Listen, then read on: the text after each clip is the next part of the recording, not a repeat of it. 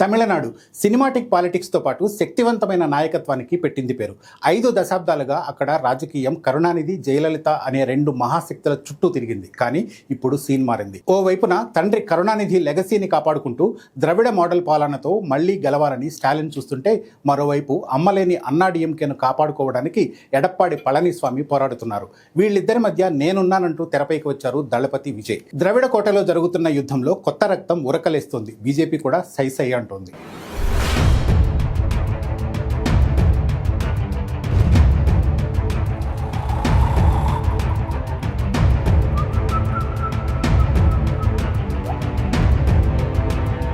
తమిళనాడు రాజకీయాలు ఒకప్పుడు చాలా క్లియర్గా ఉండేవి. ఉదయించే సూర్యుడు అంటే డిఎంకే, రెండాకులు అంటే అన్నాడీఎంకే. తమిళ రాజకీయాల్లో మొదటి నుంచి ఈ 2 పార్టీలదే ఆధిపత్యం. కేవలం పార్టీల మధ్య పోటీలా కాకుండా కరుణానిధి మేధస్సు, జయలలిత ఆకర్షణ మధ్య జరిగిన యుద్ధంలా ఎన్నికలు సాగేవి. వారి మరణంతో తమిళనాట ఓ రాజకీయ శకం ముగిసింది. ఒక రకంగా ఇది తమిళనాడులో రాజకీయ శూన్యతకు దారితీసింది. దశాబ్దాల నిరీక్షణ తర్వాత 2021లో స్టాలిన్ అధికారంలోకి వచ్చారు. ఆయన స్ట్రాటజీ కరుణానిధి కంటే భిన్నం.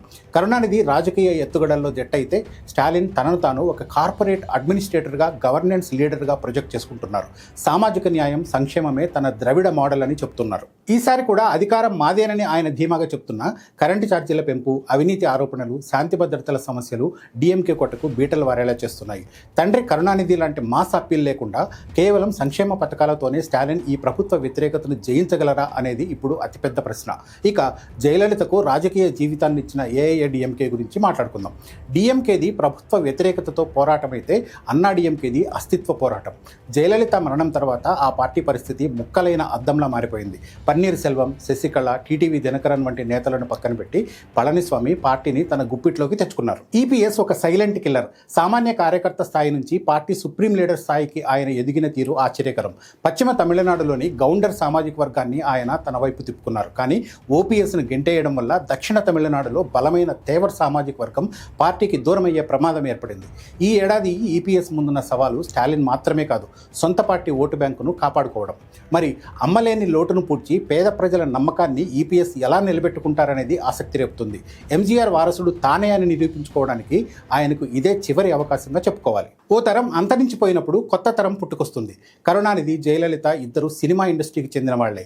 ఆ సినీ వారసత్వాన్ని కొనసాగిస్తూ ఆ 2 పార్టీలకు ప్రత్యామ్నాయంగా పుట్టుకొచ్చాడు దళపతి విజయ్.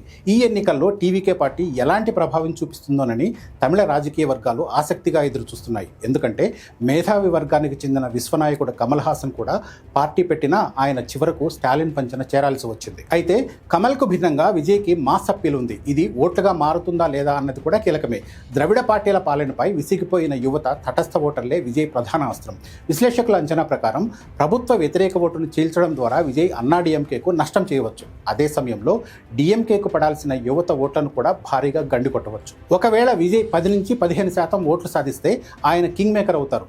ఎంజీఆర్ రాజకీయాల్లోకి వచ్చినప్పుడు ఎంతటి సంచలనం సృష్టించారో ఇప్పుడు విజయ్ ఫ్యాన్ క్లబ్స్, బూత్ కమిటీలుగా మారి అదే ప్రభావాన్ని చూపించే అవకాశం ఉంది. మొత్తంగా చూస్తే 2026 ఎన్నికలు గతంలో లాగా ఏ లేదా బి అనే ఆప్షన్లా కాకుండా బహుముఖ పోరులానే కనిపిస్తోంది. అధికారాన్ని కాపాడుకోవడానికి డిఎంకే, ఉనికి కోసం అన్నాడీఎంకే, స్టార్ పవర్తో విజయ్, బలమైన ముద్ర కోసం బీజేపీ. ఎవరి ప్రయత్నాలు వాళ్ళు చేస్తూనే ఉన్నారు. జయలలిత, కరుణానిధి కాలంలో లాగా ఇప్పుడు తమిళనాడులో ఏకఛత్రాధిపత్యం కుదిరేలా లేదు. పొత్తులు, ఓట్ల చీలికలే ఇప్పుడు విజేతను నిర్ణయించబోతున్నాయి.